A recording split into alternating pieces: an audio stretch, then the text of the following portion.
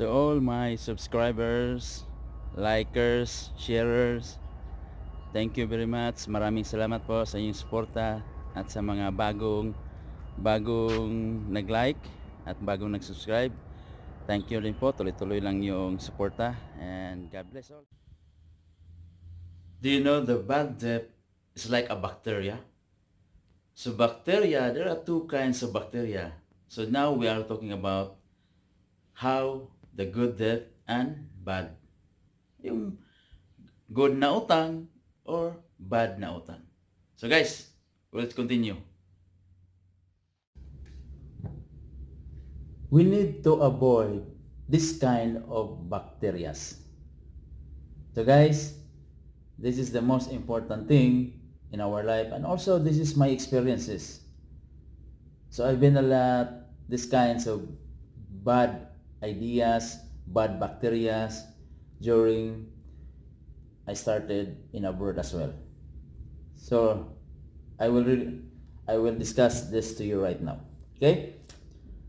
So as per Will Rogers, too many people spend money they haven't earned to buy things they don't want just to impress people they don't like.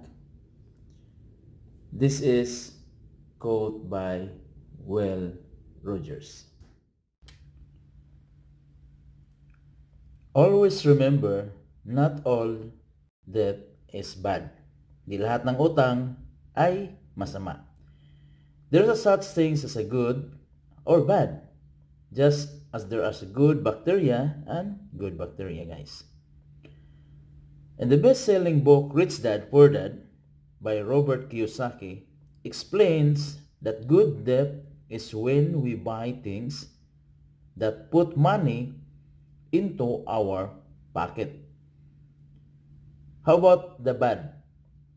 So the bad debt is when you buy things that take money away from our pockets. So this is what I did for how many years? So I realized after 15 years. So this is not good, right? So that's why I am totally learning this kind of information when I read this book. It's totally changed also my mindset. So if I get a loan to buy a rental apartment and the tenant pays me each month for the use of the apartment, that is good debt. So mangutang ka para i-renta mo at the same time, or either bibili ka ng condo units or house and lot, whatever, as long as that there is a return. But if you get a loan to buy a widescreen TV, personal enjoyment, and other things, that is bad debt. So, hindi magandang utang yan. Because it doesn't not put your money into your pocket. Hindi siya nag-generate ng income. So, this is how we differentiate the bad and good debt. Bad na utang at good na utang. Friends, let me ask you, ano bang utang mo ngayon? Nakapag-realize ka na ba sa lahat ng mga utangs mo? O meron ka na bang financial like assessment mula sa income, expenditure, so cash flow, tawag natin. So ngayon, kailangan natin malaman. So, you have to take your goal. What is your goal? Give and decide. What is your deadline? Do you have a deadline of your goal? So, kailangan natin tanggalin natin yung bad habit natin, ay yung mga bakterya, kagaya ng mga bad debt. So, mga masama, hindi magandang utang, kumbaga napupunta sa iba. Okay? So, ask yourself, harap ka sa mirror, face into the mirror. So shout out loud, and then we together, we will say, we are financially free. Freedom. So kailangan natin magkaroon ng freedom para sa ating mga utang. Kung anong mga utang na yan. So as per Albert Einstein said that the greatest magic in the world is daily compounded interest. Isn't that word? Did you expect Einstein to say something like nuclear energy? This is the theory of relativity, but that's not what he said. That is compounding. That's the greatest magic. You can see how Albert Einstein did his calculation. So, isn't it? It's very like any businessman, any entrepreneur, they also using this formula. Financial bankers, entrepreneurs, they're using this kind of formula. I will share this with you guys. What is that formula? And study. So, guys, so critical steps to become rich is to get out of bad debt as fast as possible. Kaya within 3 years na mindset ako, nagbago yung mindset ko, kailangan ayusin ko yung mga utang. Kailangan ayusin yung mga expenses mo. So declare your freedom. So create new ways of pleasure. Schedule your steps. Don't borrow when you cannot afford it. Period. Huwag kang mangutang. Let's say kagaya ng iba, sumasahod ng 3,000 dirhams or let's say 10,000 dirhams.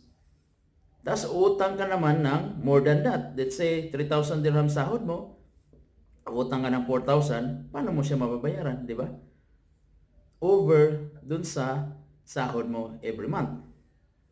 So this is what we are saying here.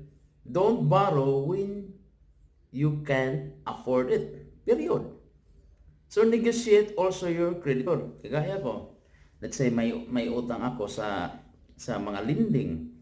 May utang ko sa mga tao. Kapag hindi ka makapagbayad, kausapin mo. So, kausapin mo na hindi ako makapagbayad sa ganitong halaga, nawalan ako ng trabaho, nag-reduce kami ng sahod, etc. blah blah blah. Explain yourself. Kumbaga, explain yourself, may utang ka eh. Di ba? So, ganun ang nangyari. So, you need to explain para maintindihan din ng mga taong inutangan mo. Pero yung mga may iba kasing mga gaya ng bangko, 'di ba? Meron ding mga ganyan na medyo sumakit na yung ulo mo rin eh. So hindi natin topic yan dito, pag-usapan natin dito kung paano tanggalin yung mga bad habit natin. Yung mga bakterya na gaya ng tinuturo ni Robert Kiyosaki, huwag kang bumili na hindi mo kaya. At gamitin mo yung utang mo para magkaroon ng cash flow. Magkaroon ng income na papunta sa pocket mo. Based on my experiences, bumili ako ng utang ako. At the same time, yung utang ko, loan yan sa bangko. Let's say, loan yan. Tapos, bumili ako ng sasakyan. Instead, bibili ka ng sasakyan, niloloan mo pa rin. So, ang return dito, nangutang ka na hindi naman mapapakinabangan. Kumbaga walang income. Hindi natin ibig sabihin dito na walang saysay. May saysay naman kasi kumbaga bumili ka, which is gusto mo yan, di ba? So ngayon kapag marami ka namang utang, puro ka na ng utang, napuno ka sa utang, you need to plan. So ito ang tinuturo natin dito. Huwag tayong gumaya ng gaya sa iba na puro na lang utang. And also my experiences. This is my experiences as well. So, kumbaga may utang ako dito. So, utang naman ko sa kabila para ibayad ko. So, which is wrong. Tingnan natin yung mga interest. Tingnan natin kung magkano interest. So, ang tinuturo sa libro, kung mabasa mo yan, basahin nyo.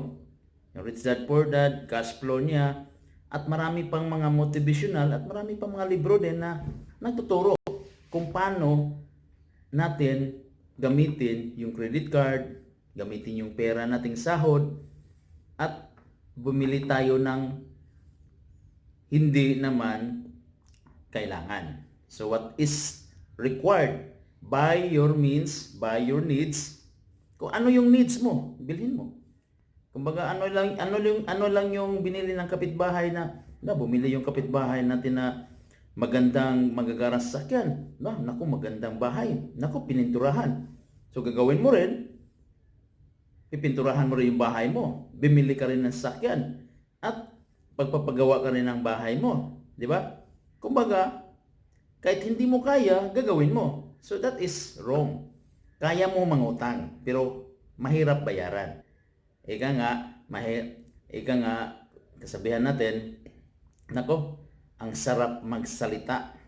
Kumbaga, once na mangungutang ka, ang ganda ng salita mo, ang ganda ng smile.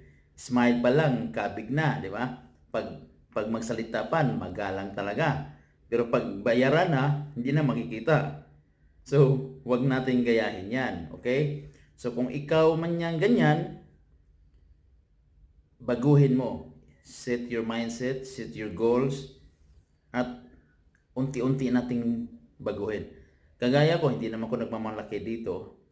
Nagsishare ako dito ng business opportunity, nagsishare ako dito ng personal development, training, and related to my jobs as well. So, maraming salamat sa aking mga subscriber, nag-like, at sa mga hindi naman nakapag-like, please like and subscribe. Ngayon, kung may share nyo siya na magkaroon ng knowledge itong mga ibang kaibigan mo, share my video as well. So maraming salamat. Thank you very much sa ating mga subscriber at naniniwala at laging sumasabaybay. Every week, pinipilit ko, kahit may trabaho ako ngayon, pinipilit ko na makapag-shares ng ideas, opportunity, at the same time, personal development, and any more related how to become a businessman, to grow, and to understand how the passive income, how the cash flow, how the money grows, everything, multi-level marketing, networking, real estate, kung paano pa, lahat na yan. So, nandito yan sa aking YouTube channel, travel, etc. I will share this also in my social media. So guys, bad debt and good debt. So, hindi magandang utang at sa magandang utang. So that's our topic. Okay? So that's it, and hopefully we can discuss again sa ating mga future video na may share ko rin sa inyo kung ano yung mga ibang development tungkol dun sa in real estate business at sa aking new journey sa aking business ng SFIO as well dito sa UAE. Nag-umpisa na.